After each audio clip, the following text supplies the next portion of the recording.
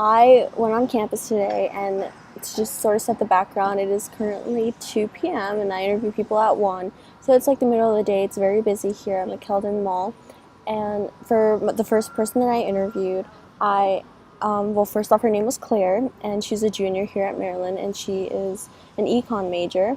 So the first thing I asked her was how safe she felt on campus, and she said if she were to rate it like from 0 to 10, 10 being the safest, she would rate it an 8.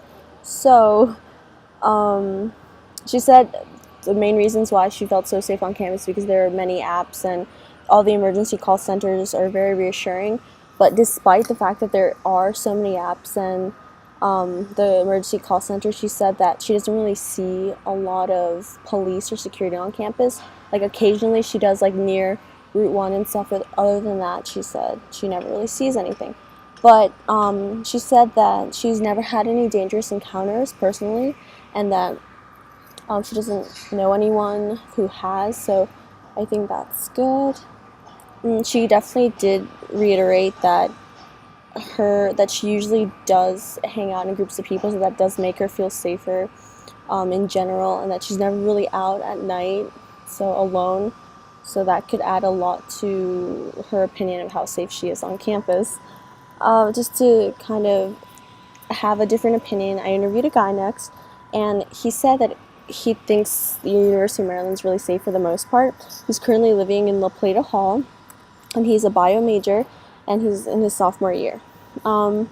He said he's never had any encounters personally either, but it's mostly has to do with the fact that he doesn't really party a lot, and that he's usually studying and he doesn't really go out late at night. But in terms of his friends, he does know that they do party a lot and they do the occasional catcalling and stuff, which he said if he were a girl, he wouldn't feel too safe about that, especially in the middle of the night and under the influence of alcohol.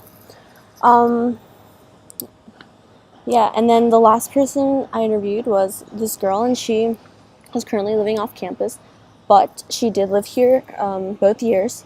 She's currently a junior, and she is in a pre-med, and she used to live in Leonardtown, but currently she's living in a house in Berwyn Heights, and she says that, and I quote, that she feels safe as shit here because for the most part, the campus kind of built up in a way where she thinks it's like a bubble, so you feel really safe if you kind of stay in the general bubble.